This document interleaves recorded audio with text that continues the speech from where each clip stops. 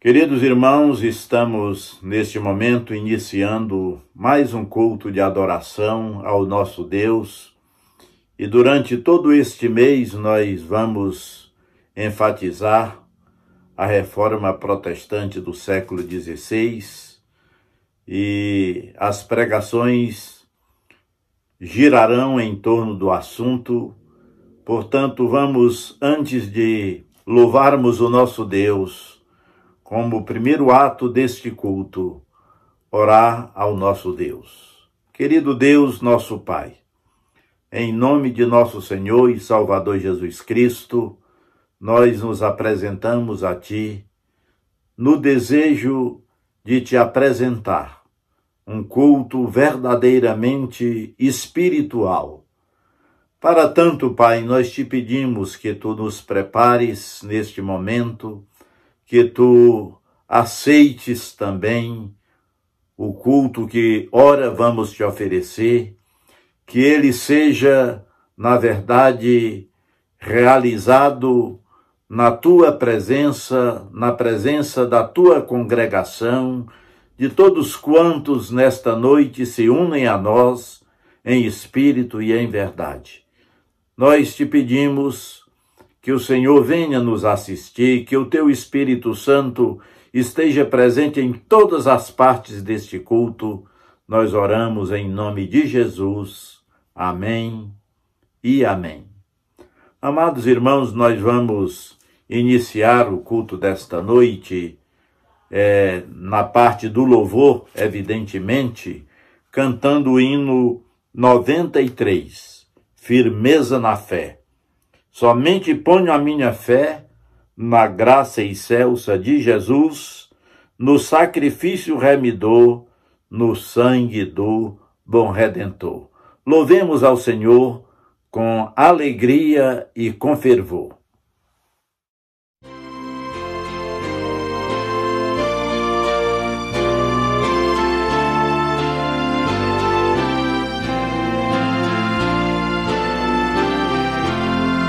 Somente ponho a minha fé na graça excelsa de Jesus, no sacrifício remidor, no sangue do bom Redentor.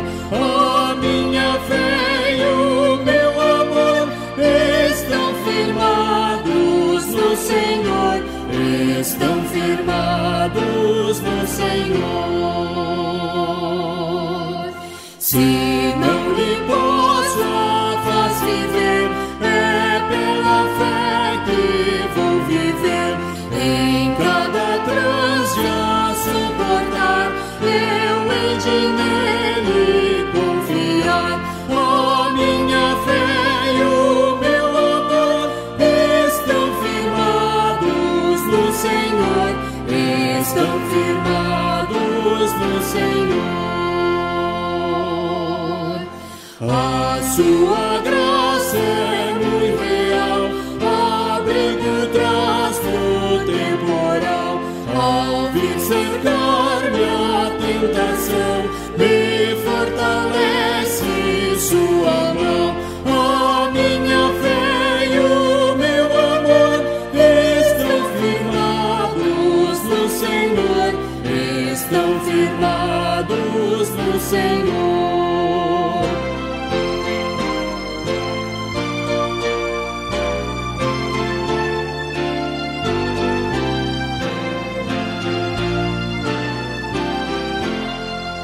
Quando a trombeta ressoar, irei com ele me encontrar, e com os salvos cantarei, louvor eterno ao grande Rei.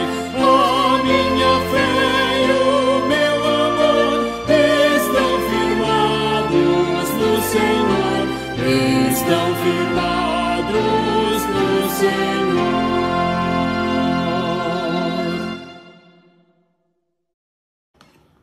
Agora, queridos irmãos e irmãs, nós vamos ler um texto da Palavra de Deus e eu lhe convido para abrir a sua Bíblia aí onde você se encontra e acompanhar a leitura bíblica que faremos da Epístola de São Paulo aos Romanos, capítulo 5, do versículo 1 até o versículo 11. Justificados, pois, mediante a fé, temos paz com Deus por meio de nosso Senhor Jesus Cristo, por intermédio de quem obtivemos igualmente acesso pela fé a esta graça na qual estamos firmes e gloriamo-nos na esperança da glória de Deus. E não somente isto, mas também nos gloriamos nas próprias tribulações, sabendo que a tribulação produz perseverança, e a perseverança, experiência, e a experiência, esperança.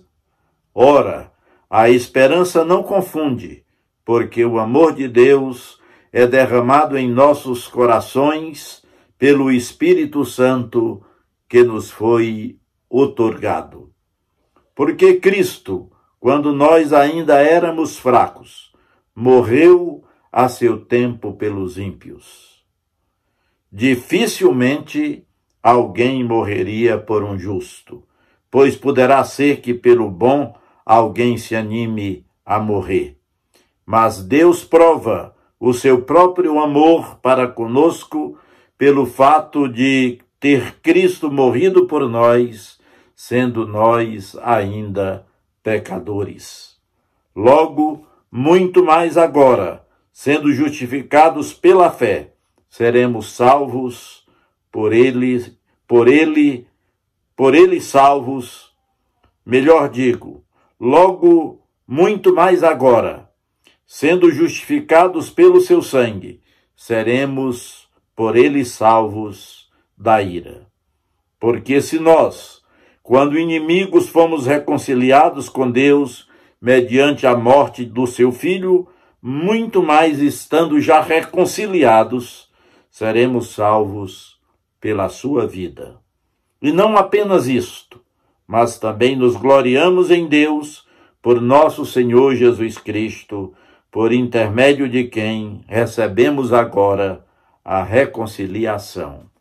Louvado seja Deus por sua palavra lida, que ela possa ser aplicada aos nossos corações nesta noite. Agora, amados irmãos, neste momento do culto, nós vamos confessar os nossos pecados ao nosso Deus. O texto da Epístola de Paulo aos Romanos, lido anteriormente, fala de que fomos justificados pela fé. E aqui no capítulo 6 de Paulo aos Romanos, ele diz assim no primeiro versículo: Que diremos, pois? Permaneceremos no pecado para que seja a graça mais abundante? De modo nenhum.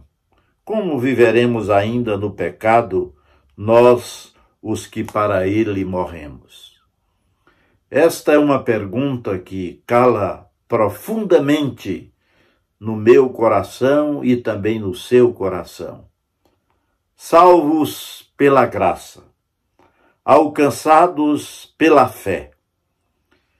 E aí Paulo, aplicando esta nova realidade de vida que temos em Cristo Jesus, ele começa o capítulo 6 fazendo uma argumentação muito forte em relação ao pecado que não deve mais dominar os nossos corações.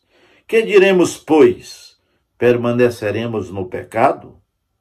Nós, que para ele morremos? No entanto, irmãos, nós sabemos que nós pecamos sempre, mesmo justificados que fomos, alcançados pela graça de Deus.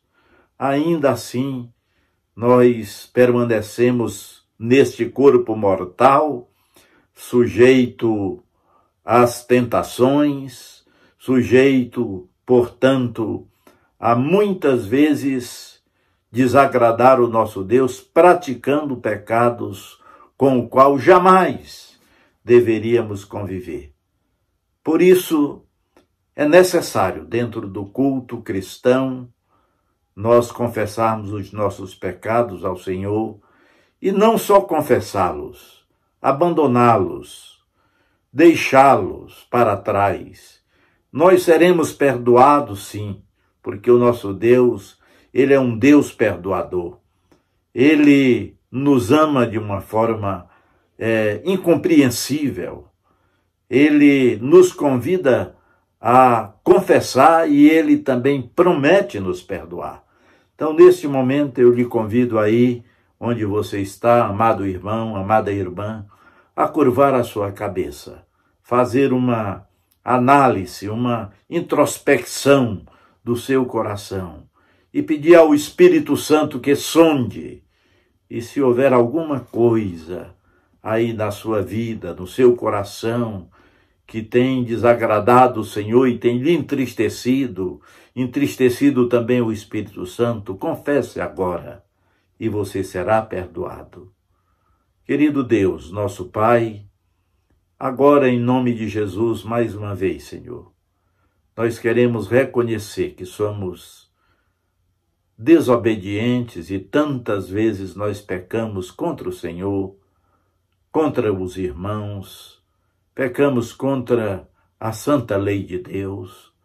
Ó Senhor, nos perdoa de todo e qualquer pecado que cometemos durante esta semana, durante este domingo, que entristeceu o Teu Espírito.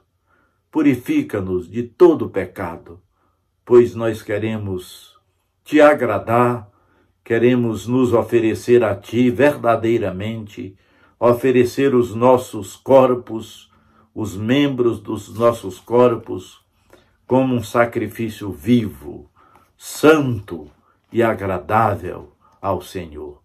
Aceita, portanto, Senhor, nesta noite a nossa confissão, a minha confissão, e nos perdoa de todo o pecado.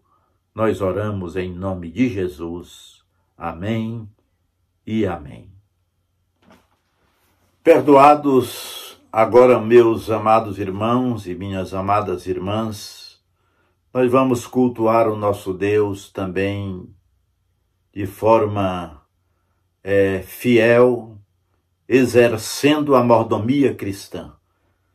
E durante o primeiro cântico desta noite, nós vamos dizimar, nós vamos ofertar, nós vamos contribuir para o sustento da obra do Senhor. A igreja vive da fidelidade e da dedicação de cada irmão, de cada irmã. E o exercício cristão dentro do culto, na prática da mordomia, é algo que agrada a Deus. Eu gosto muito de um texto registrado lá nos evangelhos, quando Cristo estava ali no templo e ele observava os que iam ao gasofilácio depositar as suas ofertas. E ele observou que uma viúva pobre deu mais do que todos. A quantia certamente não era a maior. E Jesus disse, ela deu mais do que todos porque ela deu tudo quanto tinha. Ora, ela foi muito mais além do dízimo, muito mais além das ofertas alçadas, das ofertas voluntárias. Aquela mulher fez o seu melhor. Nós vamos louvar o nosso Deus agora, neste cântico, e durante o cântico o cântico que ora vamos entoar ao Senhor, o meu irmão, a minha irmã, faça aí a sua transferência bancária para as contas da igreja. A conta do Banco do Brasil, que aparece aí no rodapé, é a conta da construção. A nossa construção está indo. Já fizemos a escada, aliás, a rampa. Nós agora estamos fechando a parte superior dos andares que faltavam ainda. Foi feito ali um acabamento na frente do púlpito, onde tem ali o onde fica ali o púlpito, o pregador, foi colocado uma sanca para nós termos assim um visual melhor. Nós estamos trabalhando dentro do que nos é possível. E quando você contribui aí para a obra do Senhor, você está ajudando no sustento pastoral, está ajudando na obra missionária, no sustento das causas da igreja, na construção. Então, a conta do Banco do Brasil é uma conta específica para a construção. A conta do BRB é uma conta que se destina ao sustento pastoral, ao Supremo Concílio, ao presbitério, às igrejas mais pobres, obras sociais, enfim, o reino. Então, o faça com muita alegria, porque Deus ama quem dá com alegria. Vamos louvar o Senhor. E depois que os irmãos terminarem de cantar o primeiro louvor, nós vamos continuar louvando o Senhor. Vamos cantar mais 2 cânticos de louvor ao Senhor e depois, em seguida, eu estarei orando pela pregação da noite. Que Deus nos abençoe.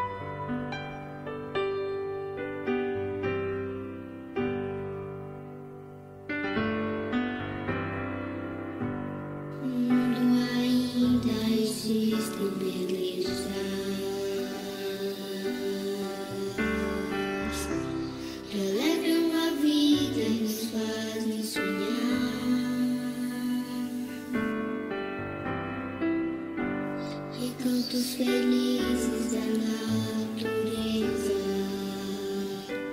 onde qualquer ser humano gostaria de estar.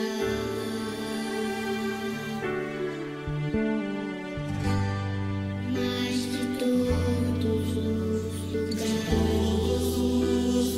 lugares, o mais bonito, inspirador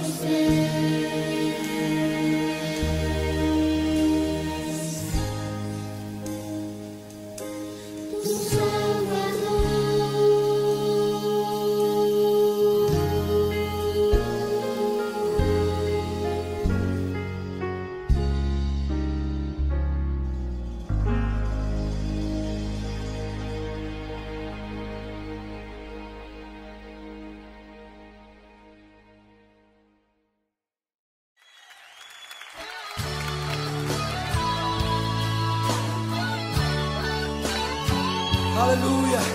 Levanta a tua voz conosco agora e canta, querido. Cada vez que a minha fé é provada, tu me dás a chance de crescer um pouco mais. Aleluia. Cante ao Senhor nesse momento. Cada vez que a minha fé é provada,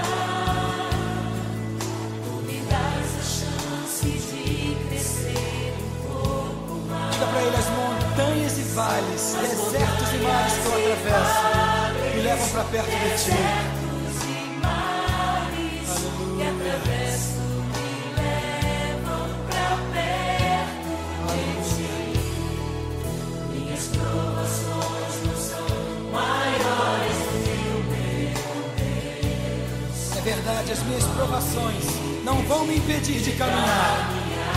E se diante de mim não se abrir o mar, Não se abrir o declaro: Deus vai me fazer andar por sobre as águas. Aleluia! Aleluia! Rompendo em fé.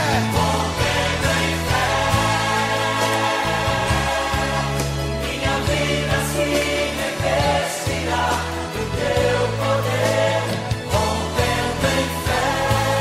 Diga com ousadia: eu vou mover no sobrenatural. Oh, eu vou lutar e vencer. Oh, Senhor, eu vou plantar e colher. E a cada dia eu vou viver rompendo em fé.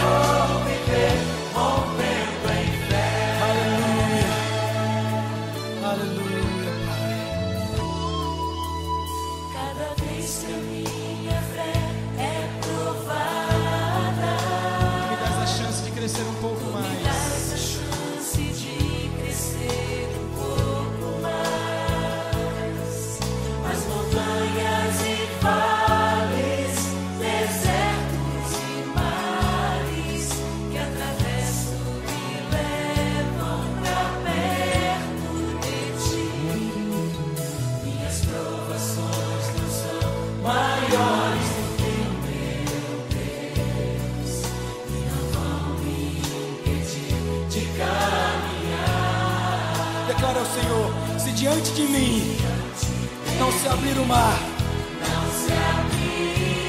oh, Deus vai me fazer andar por sobre as águas. Aleluia! Rompendo em fé. Minha vida se revestirá do teu poder, rompendo em fé.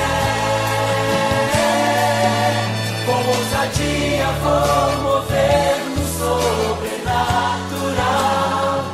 Vou lutar e vencer, vou cantar e colher. A cada dia vou viver rompendo em fé. Agora com palmas, chega rompendo em fé. Minha vida se revestirá do teu poder, rompendo em fé.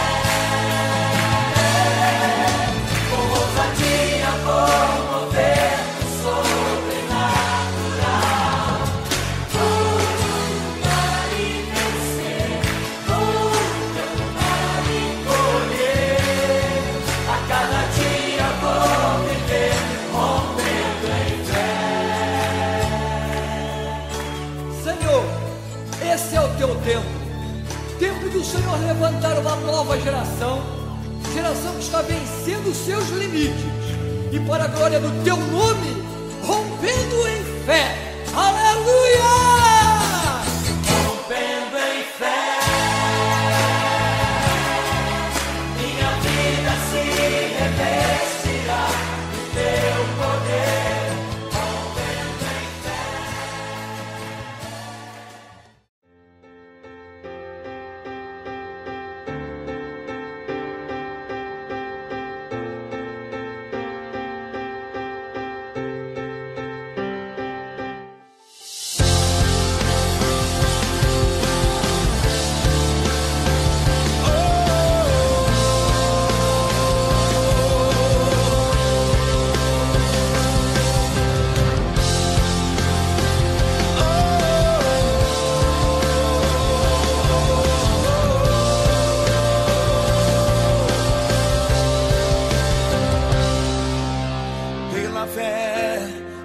posso clamar,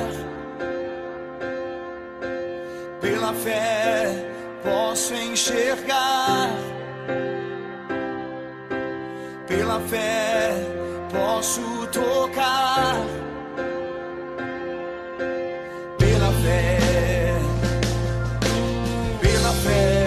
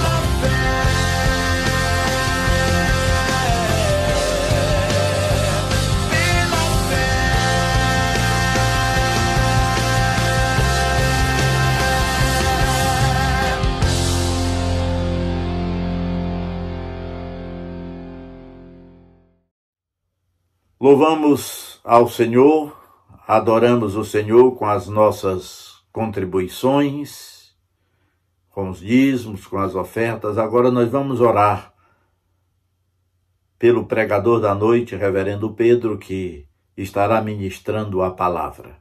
Querido Deus, toma o teu servo, pregador da noite, e usa-o para a glória do teu nome, iluminando os olhos do seu entendimento e iluminando também os nossos corações para receber a tua palavra. Te agradecemos também pelos irmãos que contribuíram com alegria. Abençoa de uma forma especial, maravilhosa, cada um dos nossos irmãos que contribuíram nesta noite para a tua causa, para o teu reino. Nós oramos com gratidão no nome de Jesus. Amém. Pastor Pedro, que Deus o abençoe. A palavra está com meu irmão. Boa noite, irmãos. Graça e paz da parte de Jesus. Nós estamos aqui para mais uma palavra da parte de Deus. E, como nós avisamos anteriormente, quando você estiver assistindo esse culto gravado, é porque algum problema técnico aconteceu e a transmissão ao vivo, lá direto do templo, não foi possível. Contudo, eu quero dizer a você que a palavra que os irmãos estão ouvindo presencialmente no templo, nesta hora, é a mesma palavra que você também está acompanhando aqui pela transmissão.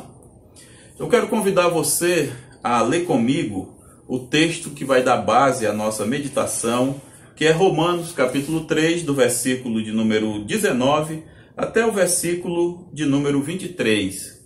Então façamos a leitura desse texto e depois vamos orar. Diz assim a palavra de Deus: Ora, sabemos que tudo o que a lei diz, aos que vivem na lei, o diz, para que se cale toda a boca e todo mundo seja culpável perante Deus. Visto que ninguém será justificado diante dele por obras da lei, em razão de que, pela lei, vem o pleno conhecimento do pecado.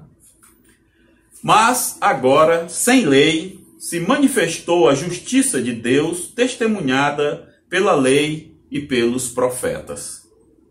Justiça de Deus mediante a fé em Jesus Cristo, para todos e sobre todos os que creem, porque não há distinção. Pois todos pecaram e carecem da glória de Deus. Até aqui, irmãos, nós vamos explorar um pouco mais desse texto, mas nós vamos ficar com essa leitura. Vamos orar nesse momento? Senhor, nós queremos invocar a Tua bênção e o Teu cuidado sobre nós. Que o Senhor nos alimente com a Tua palavra, nós te pedimos, porque precisamos dela para caminhar.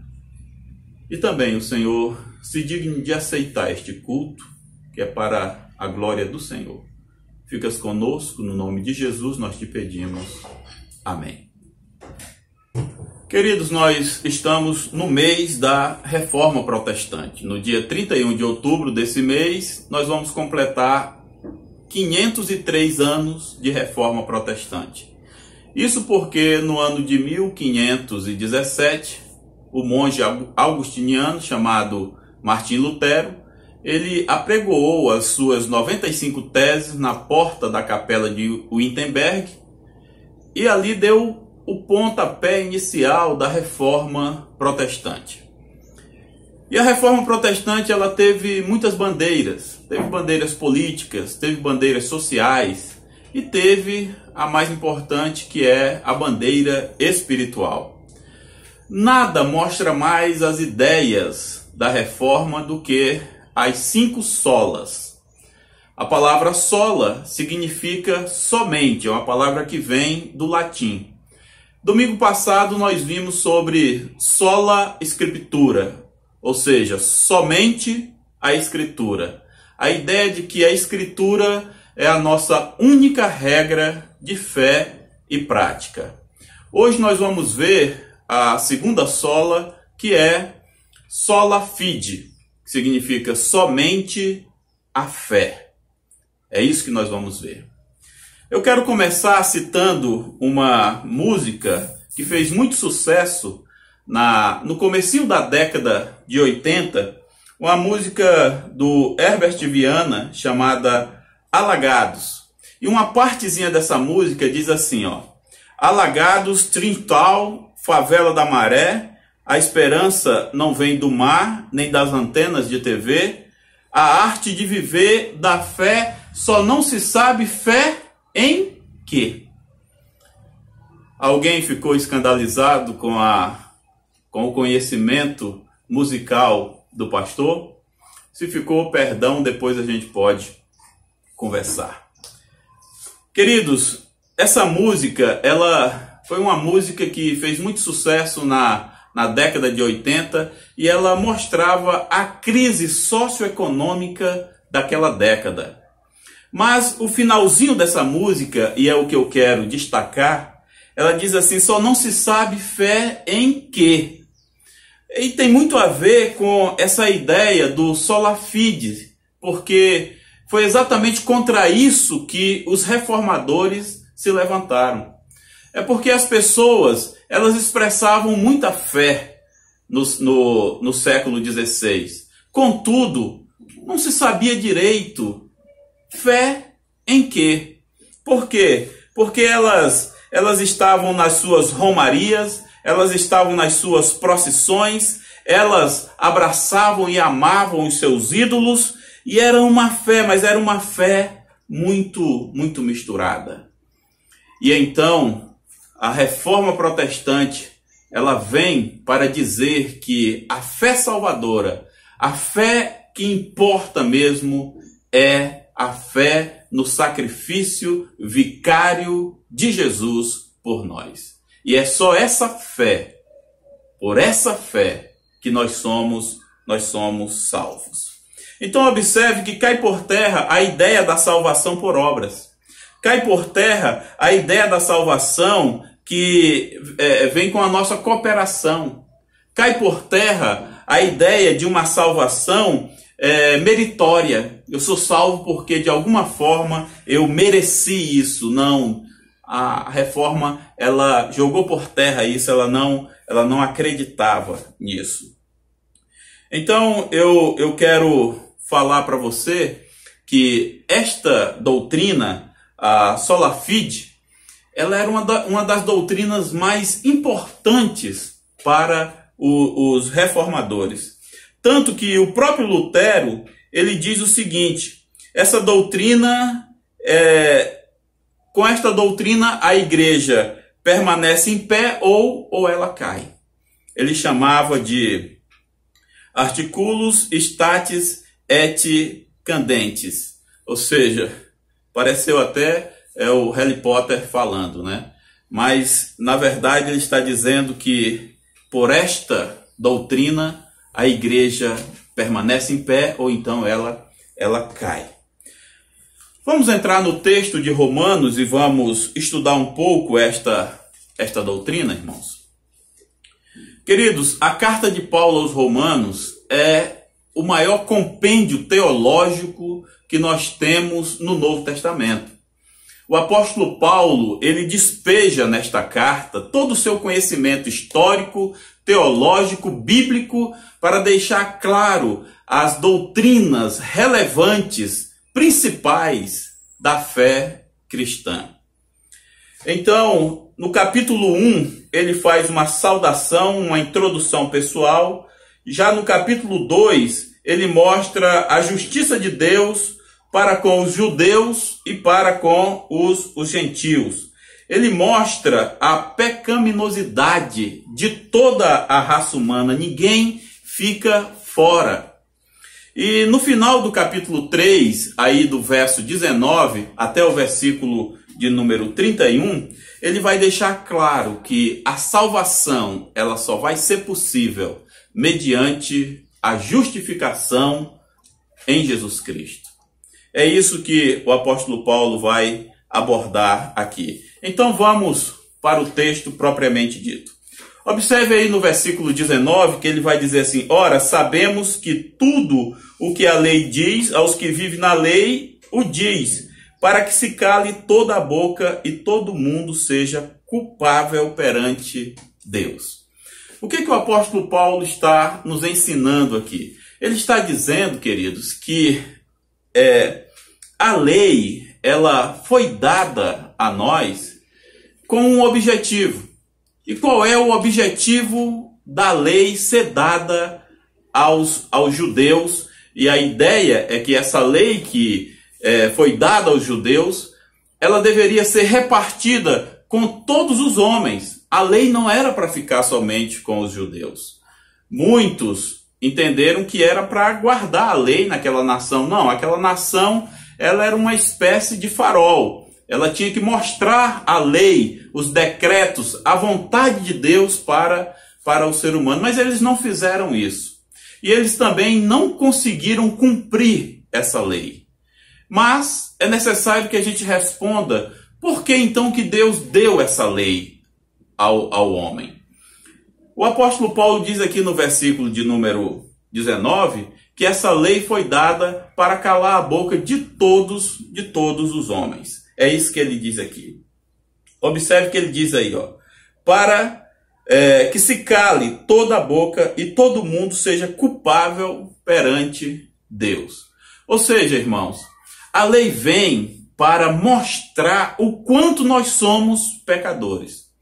E quando a lei mostra o quanto nós somos pecadores, a nossa boca se fecha porque ninguém consegue cumprir a lei cabalmente a ponto de obter a salvação por meio dessa lei. Então, ninguém pode dizer assim: ah, mas eu sou bonzinho, por isso eu sou salvo. Ah, eu cumpri todas as ordenanças, por isso eu sou salvo. Ah, eu sou salvo porque os meus méritos me garantiram isso. Não, ninguém. por justiça própria, ninguém consegue a sua salvação. É por isso que o apóstolo Paulo diz assim: todos estão com a boca fechada. Ninguém pode reivindicar a salvação de Deus por intermédio dos seus méritos, das suas obras, das obras dessa lei. Eu costumo explicar esse fato de uma maneira muito simples. Porque às vezes você encontra pessoas por aí e quando você fala que ela é pecadora, ela diz assim: eu sou pecador, mas tem gente aí pior do que eu. Sempre a gente encontra pessoas pensando assim. E às vezes esse pensamento está dentro da própria igreja também. Tem pessoas que dizem assim: não, eu sei que eu sou falho, mas tem gente aí que é muito mais falha do que eu. Mas deixa eu dizer uma coisa para você, querido. Acompanhe o meu raciocínio. Vamos pensar que você não é uma pessoa das piores por aí. Existe gente bem mais pecadora do que você, mas você também é pecador. Então vamos assumir que você comete um pecado por dia. Somente um pecado, através de pensamento, ou de palavras, ou através de um gesto, de alguma forma você comete um pecado. Em uma semana você cometeu 7 pecados. Em um mês, você cometeu 30 pecados. Em um ano, você cometeu 365 pecados. Em 10 anos de existência, você cometeu 3.650 pecados. Agora eu te pergunto, quantos anos você tem? Eu tenho 20 anos, pastor. Bem, então você cometeu, dentro dessa nossa lógica aqui, 7.300 pecados.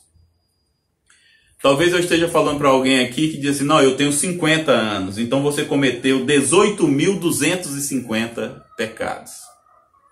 Querido, deixa eu dizer uma coisa: basta um pecado para condenar você ao inferno. É por isso que, pela lei, pelas nossas obras, pela nossa justiça, pelos nossos méritos, nós não podemos ser salvos. Então é isso que o apóstolo Paulo diz aqui no versículo 19. Ele diz aqui, para que se cale toda a boca. Aí no versículo 20, ele continua dizendo assim: visto que ninguém será justificado diante dele por obras da lei. Em razão de quê? Em razão de que pela lei vem o pleno conhecimento do pecado. Então, por que que o Senhor Deus deu a lei à humanidade? Primeiro, para que toda boca se cale. E em segundo lugar, para que fique evidente todo o nosso pecado. Deus é santo e nós somos pecadores. O apóstolo Paulo diz que esse é o objetivo da lei, não é outro. Mas ele continua, e no versículo de número 21, ele diz assim: agora, sem lei, se manifestou a justiça de Deus, testemunhada pela lei e pelos profetas. Observe, irmãos, que a palavra mais importante, talvez nesse texto aqui, seja essa conjunção no começo do versículo 21, essa conjunção adversativa que diz assim: mas, agora. Ele havia dito antes que todos nós somos pecadores, não temos argumento nenhum contra esse fato.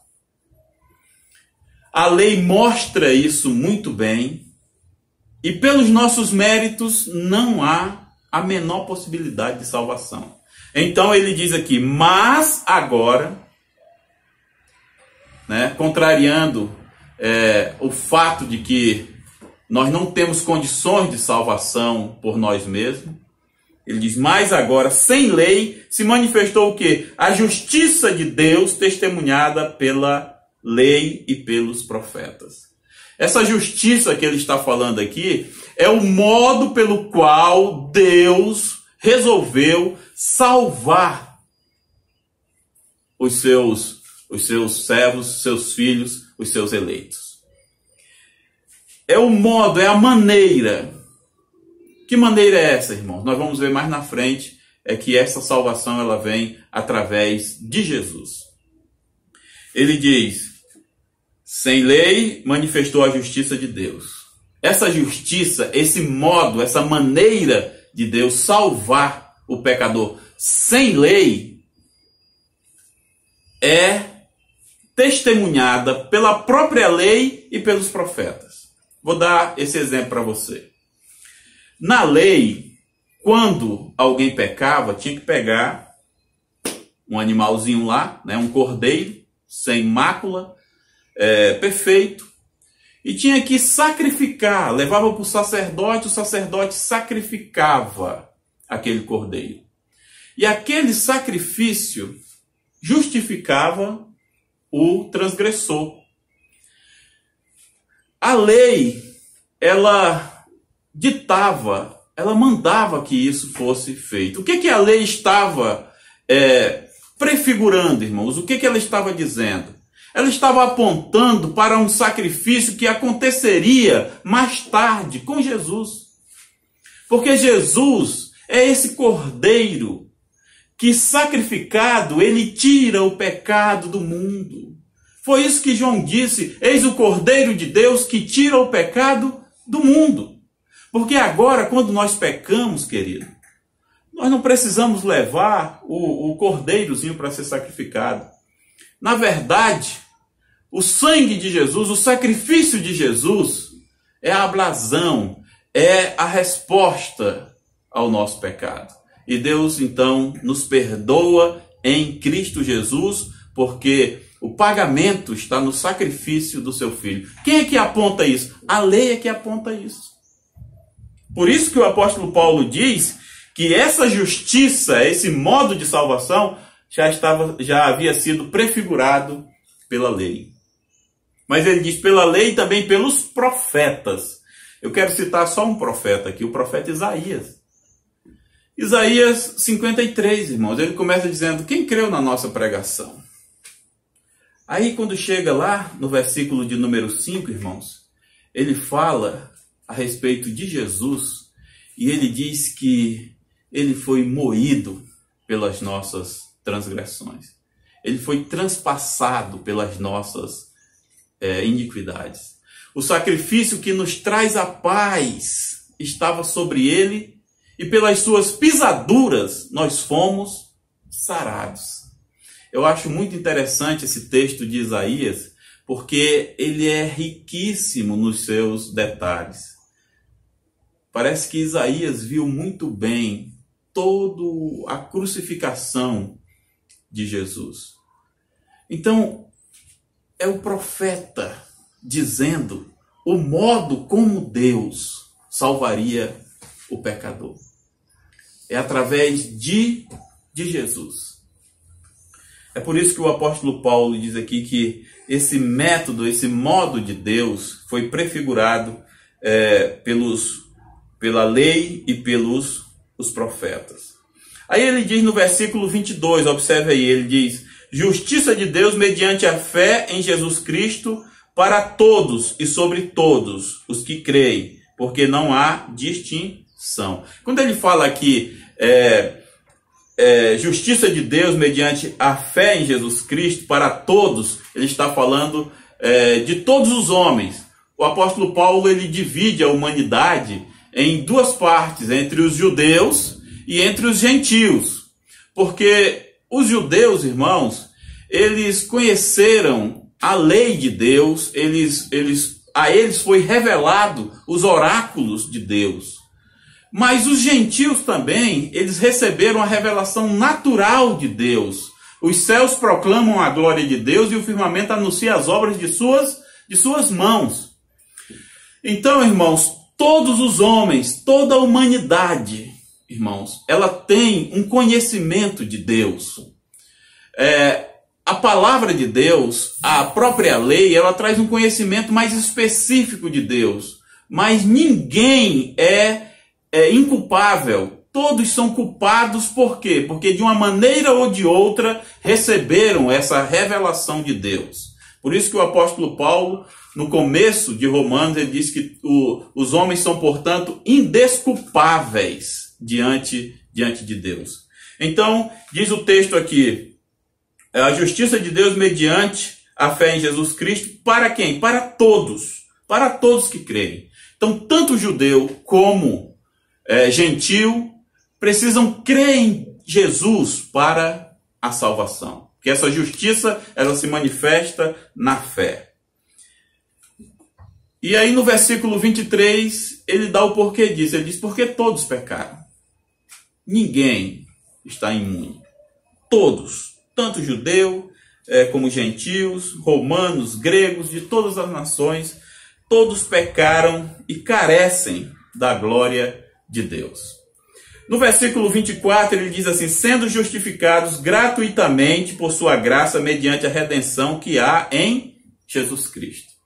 Observe aí, queridos, que o apóstolo Paulo, ele usa de uma redundância aqui. Ele diz assim, ó, sendo justificados gratuitamente por sua graça.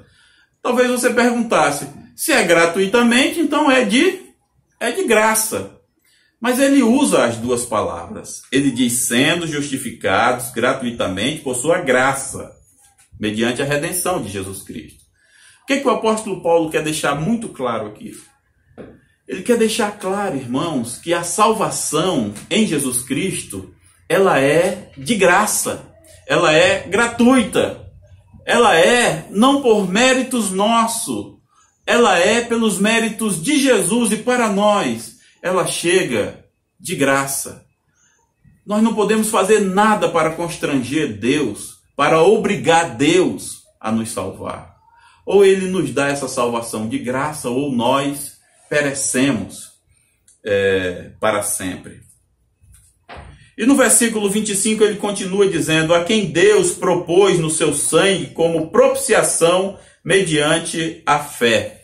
Observe, irmãos, que no versículo anterior ele fala de Jesus Cristo, e no versículo seguinte, que é o 25, ele diz assim, a quem Deus propôs no seu sangue como propiciação. Ele usa essa palavra aqui, propiciação.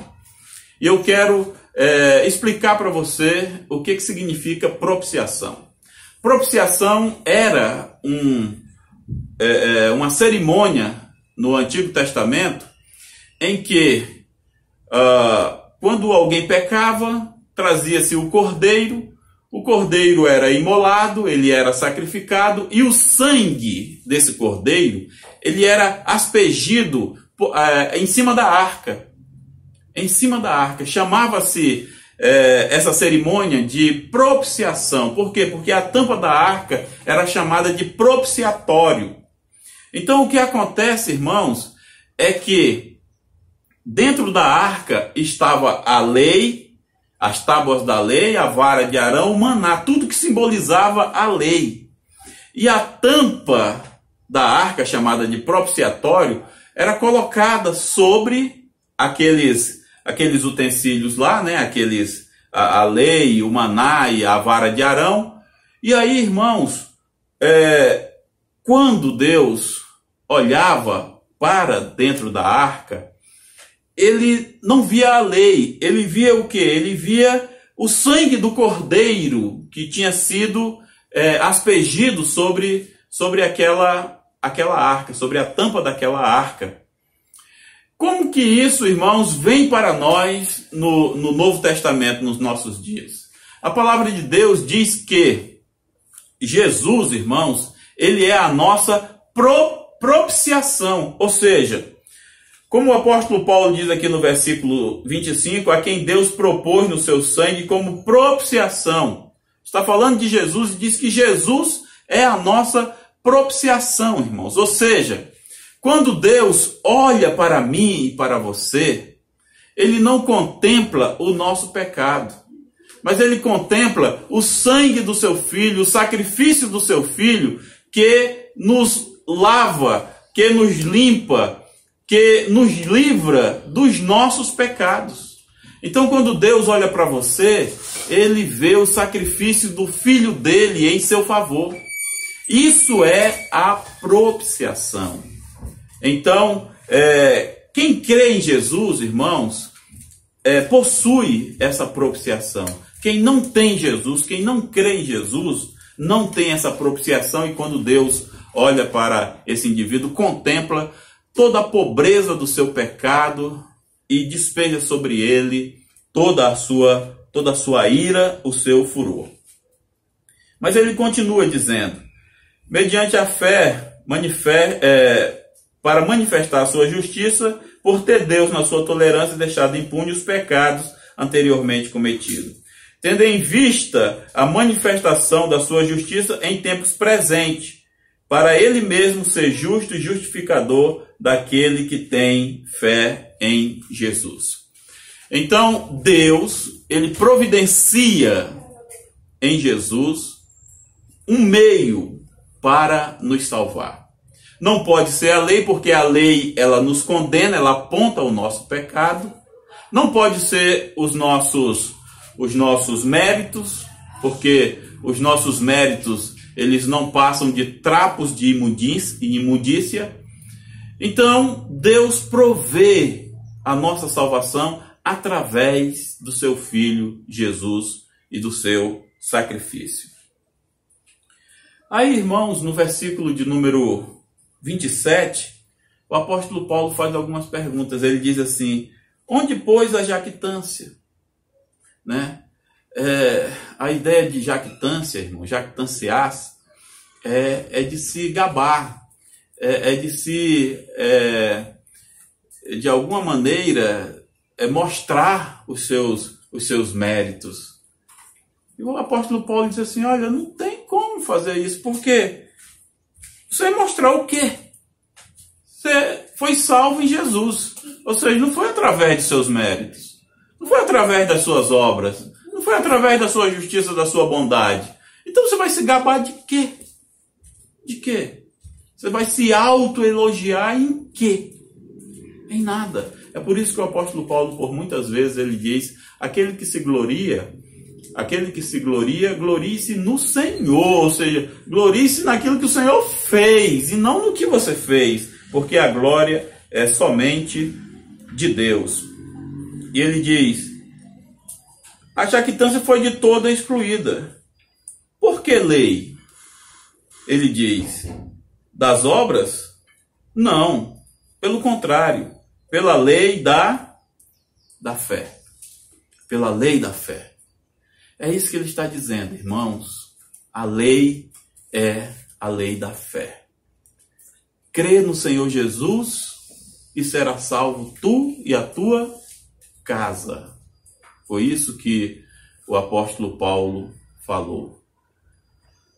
E aí, irmãos, no versículo de número 28, ele traz uma conclusão. Observe aí essa conclusão.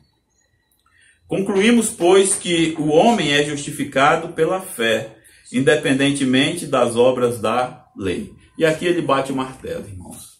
É o que nós chamamos de sola fide.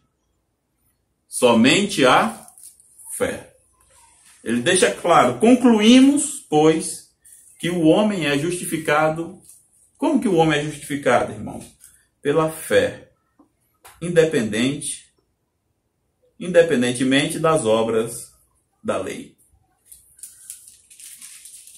E eu quero também, irmãos, terminar por aqui. Nós estamos, como eu falei no começo, no meio da reforma. E uma das bandeiras da reforma é somente a fé.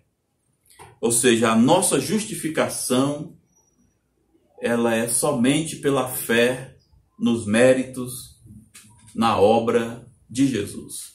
Ela não pode ser através da lei e nem através das obras. Não é pelos nossos méritos, pela nossa justiça. Tem que ser pela justiça de Jesus, porque todos nós somos pecadores. E não podemos, de maneira alguma, pagar o preço da nossa redenção. Ou Jesus paga esse preço para nós, ou estamos todos condenados, irmãos. Eu quero concluir, amados, fazendo aqui algumas aplicações para nós. que eu aprendo aqui, irmãos? Eu aprendo, irmãos, em primeiro lugar, que a salvação tem a ver com Deus nos dar o que nós não merecemos. A salvação tem a ver com o quê, pastor? A salvação tem a ver com Deus nos dar o que nós não merecemos. Isso é graça, irmãos. Graça é favor imerecido. Nós não merecemos a salvação. Onde está, então, a jactância? Não pode. Ninguém pode se gabar, ninguém pode bater no peito e dizer eu sou salvo pelos meus méritos. Não. Não por quê? Porque nós não merecemos. Ninguém merece a salvação. A palavra de Deus diz, a alma que pecar, essa morrerá. Todos pecaram e carecem da glória de Deus. Mas pela graça sois salvos mediante a fé. Isso não vem de vós, isso é dom de Deus, não de obras, para que ninguém se glorie.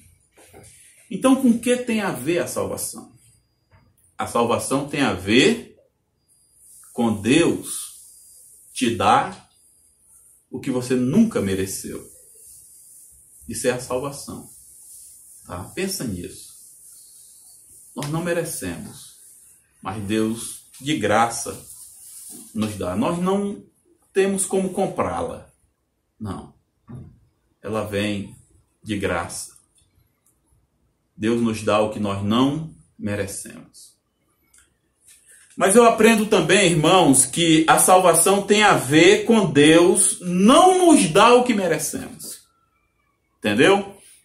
Então, primeiro eu disse que a salvação tem a ver com Deus nos dar o que nós não merecemos.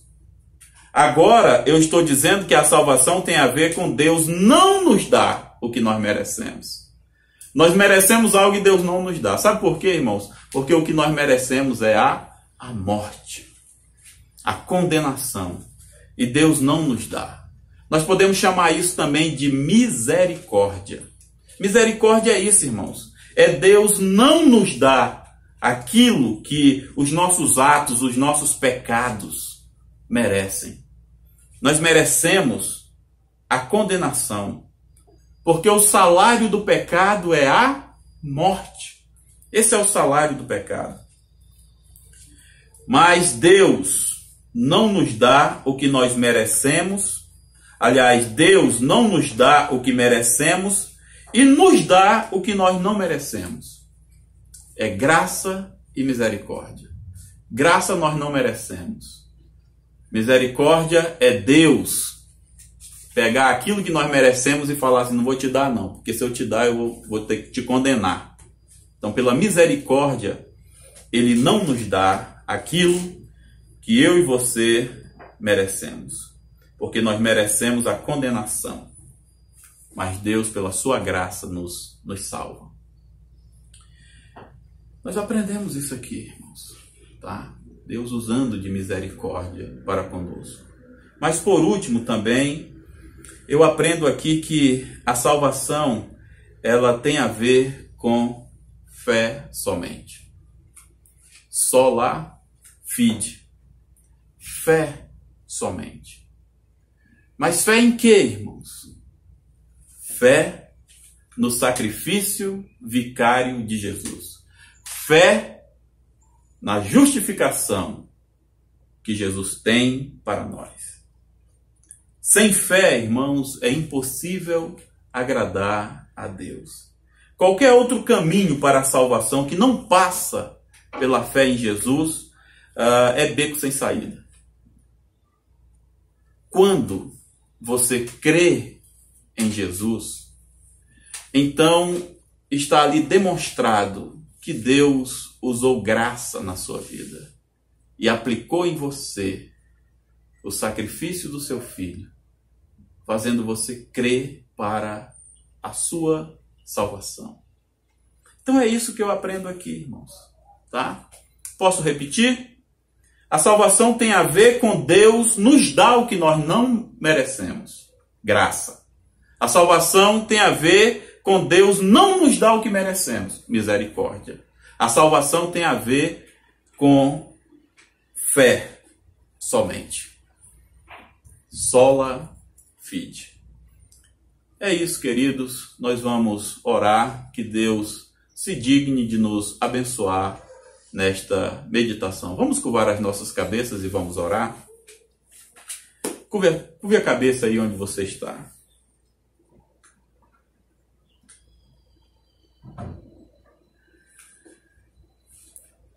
Senhor, nós queremos, no nome de Jesus, te dar graças pela salvação.